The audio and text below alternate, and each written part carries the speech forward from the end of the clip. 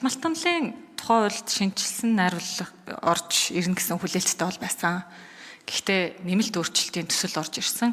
За миний хувьд болохоор яг энэ төслийг бол чамлахаар чанга хатах хэрэгтэй гэж үзэж байгаа. Их олон асуудлууд бол байдаг. Тэгээ маш их ажил хийгддэг газар нь ингээ айгүйх асуудлууд тай юм шиг яригддаг. Зүгээр тэнд ажил буцалж идэв учраас л олон хүний харах өнцг нь өөр байдаг баха.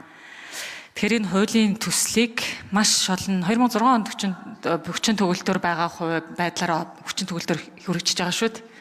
Тэгээ энээс хойш энэ хуулийг сайжруулах гэж зөндөө явсан.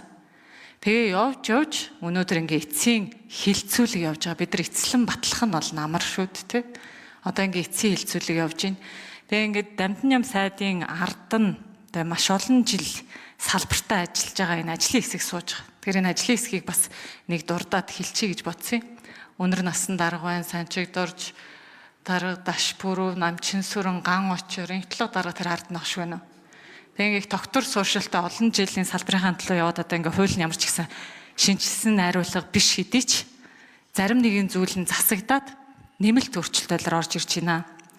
Тэгвэл цаашдаа хийх зүйлүүд үлдээд байна. Тэрийг бас энэ хуулийн энэ хувийн эрхтэн тэмдэглэл болгон үлдээх зорилгоор дараа хийх ёстой зүйлүүдийг дурдъя гэж бодсон юм. Энэ ашиг малтамлын нөөц хэрэгслийн төлбөр бол зөвхөн зэстэй холбоотой асуудал ерөөсөө биш. Төмөр байна, жонш байна. Бид нар зөндөө шийдэх асуудал энд бол байгаа. Тэгээ хувийн хвшлээс олоогүй орлогоос нь татвар тавьчихдаг, авчдаг, авах гад үздэг. Энийгээ бас яаж шийдэх ёстой юм? За ингээд түгээмэл тархацтай ашигт малтамлын тухай хууль гэж байна. Энэ хуулигаа энэ одоо ашигт малтамлын үндсэн хуультайгаа нэгтгэе гэдээ бас чадаагүй болтой. Тэгэхээр энэ хуулиагаас одоо бүгдээрээ дараа нь яах вэ? За ингээд critical minerals гэж чухал ашигт малтмал гэж ярьж эхэлсэн. За нэр томьёог нь бол сайхан оруулаад ирчих энэ хуулинд. Тэгээ засгийн газрын ашигт малтамлын жагсаалтыг батлая гэж. Тэгээ яг цаашаага юу хийх вэ? Яаж энэ салбараа дэмжих юм гэдэг зохицуулт байхгүй.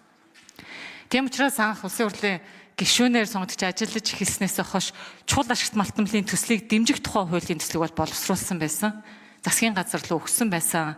Тэр энэ хуулийн төслөөс одоо зөвхөн тодорхойлолт нь орж ирж байгаа тохиолдолд яг энэ одоо бэлэн байгаа хуулийг өргөн барих ёстой юм байна гэж үзэж байгаа.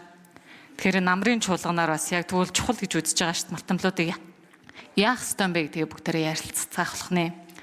За ингээ орон нутгийн оролцоо ил тод байдлын асуудал бас одоо нөгөө хэрвээ оруулаад байсан бол шинжилсэн найруулга болчихгүй байсан байх л та.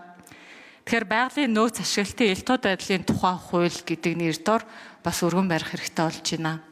Тэгэхээр яг энэ салбарт бол ажлууд одоо явж байгаа. Сайжрах орон зай бол зөндөө байгаа.